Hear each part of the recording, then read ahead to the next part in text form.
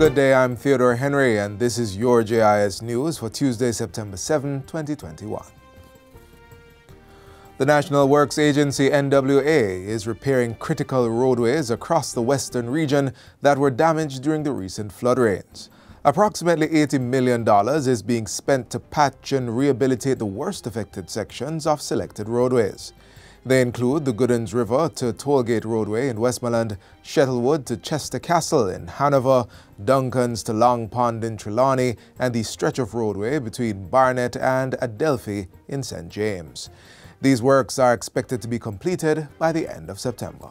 The National Water Commission NWA says it has restored 208 of 210 facilities that were impacted during the recent passage of Tropical Storm Grace.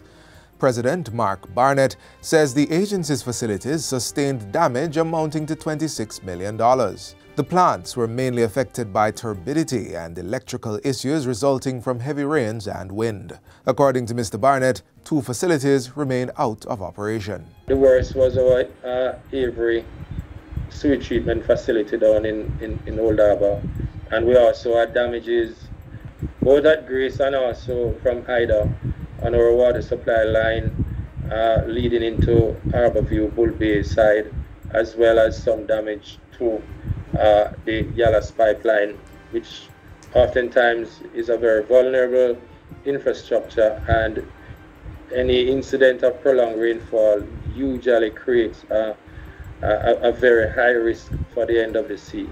The Aviary sewage treatment plant will need $18 million in repairs, while the JIS pipeline sustained $2 million in damage. Mr. Barnett adds that only 60 facilities were damaged during the passage of Tropical Depression Ida, 50 of which have been restored. Meanwhile, the NWA is reporting that it has collected $900 million in outstanding payments since its disconnection drive started in late 2020. President Mark Barnett says $384 million of that figure was collected between May and July from 9,000 customers whose services have since been restored.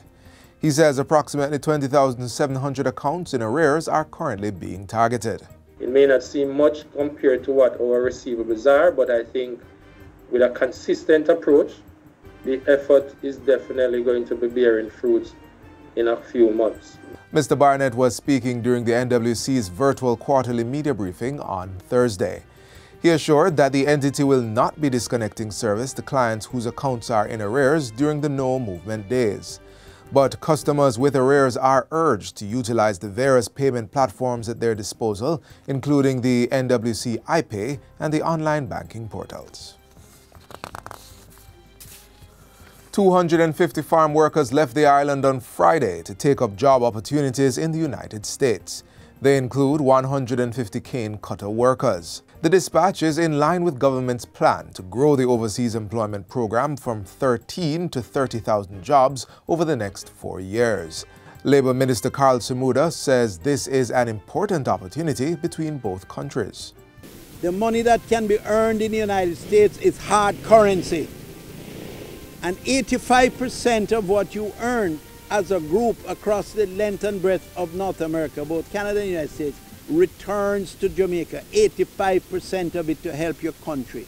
And in your own instances, it will help your family.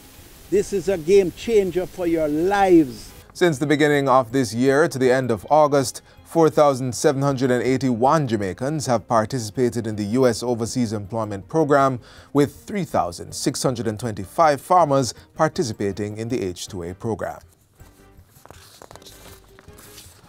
The Sports Development Foundation, SDF, will be investing $12.3 million in a primary school cricket initiative. This will be developed in 120 schools to get youngsters at the primary age interested in playing the game. The news was revealed by Sport Minister Olivia Grange during a press briefing at Sabina Park recently. She says $4.5 million has been approved to start the project within 30 schools in the last quarter of this year.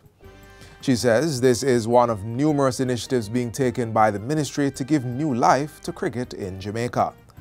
Another initiative is an all-island under-14 cricket talent search that has been conducted by the Institute of Sports with assistance from Jamaica Cricket Association parish presidents. 32 under-14 players were recruited for the 2022 National Under-15 team. And finally, the bid submission deadline for Phase 1 of the Greater Bernard Lodge Development Project has been extended to September 14. Qualified developers are invited to participate in the competitive divestment process. The Greater Bernard Lodge Development Master Plan spans almost 5,400 acres. It seeks to create a sustainable integrated township that addresses challenges associated with affordable housing, transportation, access to jobs, and services. The Greater Bernard Lodge Master Plan development will see 15,000 to 16,000 housing solutions being provided. It will see 1,300 acres of land reserved for small and medium-sized farmers. And it will see some light industrial and agricultural applications as well. For more information on the bid submission process, visit bernardlodgeja.com, call 876-929-4000, or email info@bernardlodgeja.com. And that's it for JIS News Today. I'm Theodore Henry. Thanks for watching.